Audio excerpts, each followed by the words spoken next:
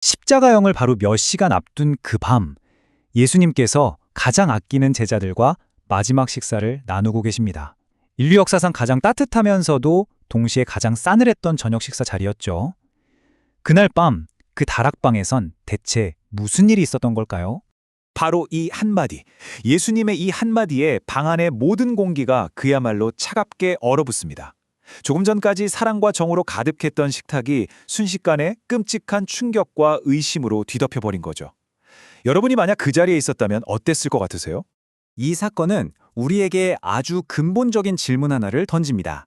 예수님과 가장 가까운 곳에 있는 것, 그게 과연 그분을 진짜로 믿는다는 뜻일까요?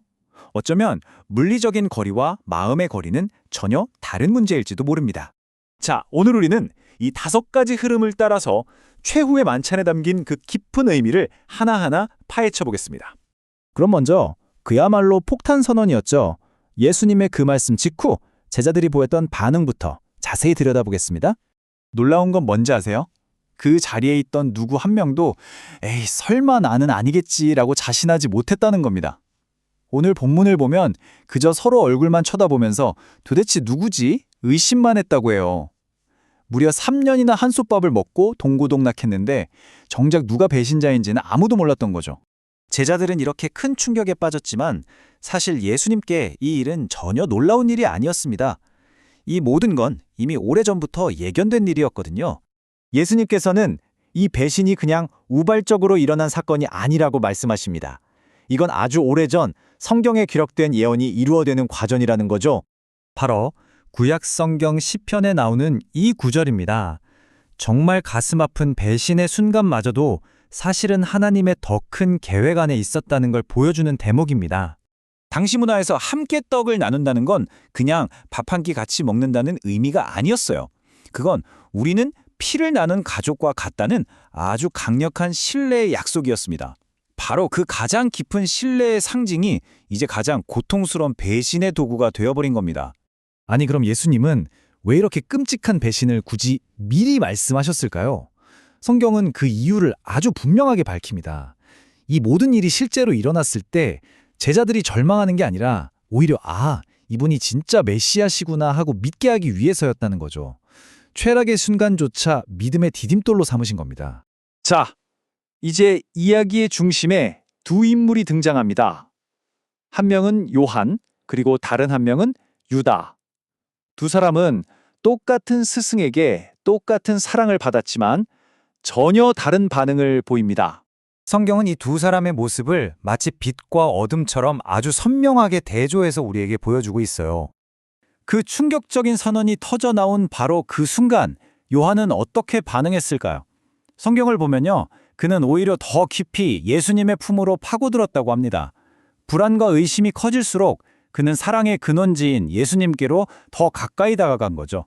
그럼 유다는 어땠을까요? 예수님께서는 빵 한 조각을 소스에 푹 적셔서 유다에게 건네주십니다. 이건 당시 문화에서 귀한 손님에게 베푸는 최고의 존중과 환대의 표시였어요. 사람들 앞에서 그를 대놓고 망신 주신 게 아니라 마지막 순간까지도 사랑으로 돌아올 기회를 주신 겁니다. 한번 보세요. 똑같은 사랑 앞에서 한 사람은 그 사랑에 더 깊이 몸을 기댔고 다른 한 사람은 그 사랑의 손길을 받고도 결국 등을 돌렸습니다. 바로 이 반응의 차이가 그들의 운명을 갈라놓은 거죠. 유다의 선택은 그를 결국 어디로 이끌었을까요? 성경이 보여주는 그의 다음 행보를 따라가 보시죠. 예수님께서 유다에게 말씀하십니다. 네가 하려는 일을 어서 하라. 이건 유다의 자유의지를 확인시켜주는 어떻게 보면 마지막 선언과도 같았습니다. 이제 정말 돌이킬 수 없는 길이 시작된 겁니다. 성경은 이 장면을 정말 서늘할 정도로 간결하게 하지만 아주 의미심장하게 기록하고 있습니다. 유다가 그 조각을 받고 곧 나가니 그리고 이렇게 덧붙입니다. 밤이었더라. 요한복음에서 밤이라는 단어는요. 그냥 어두운 시간을 뜻하는 게 아닙니다. 이건 바로 빛이신 예수님을 떠난 상태, 즉 하나님과의 단절, 영적인 어둠 그 자체를 상징하는 아주 중요한 단어입니다. 유다는 그냥 방을 나간 게 아니에요. 그는 빛으로부터 걸어 나와서 어둠 속으로 스스로 들어간 겁니다. 자, 이제 이 2000년 전의 이야기는 시간을 훌쩍 뛰어넘어서 바로 오늘을 살아가는 우리 한 사람 한 사람에게 하나의 질문을 던지고 있습니다. 결국 예수님 옆자리에 앉아 있느냐가 중요한 게 아니었습니다. 그분의 사랑 앞에서 우리가 어떻게 반응하느냐, 바로 그것이 모든 것을 결정하는 거죠. 오늘 본문은 우리 앞에 놓인 두 갈래의 길을 너무나도 선명하게 보여줍니다. 요한처럼 예수님의 그 사랑의 품 안에 머무는 길이 있고요. 유다처럼 그 사랑을 등지고 어둠 속으로 걸어 들어가는 길이 있습니다. 결국 이 질문은 우리 각자의 몫으로 남습니다.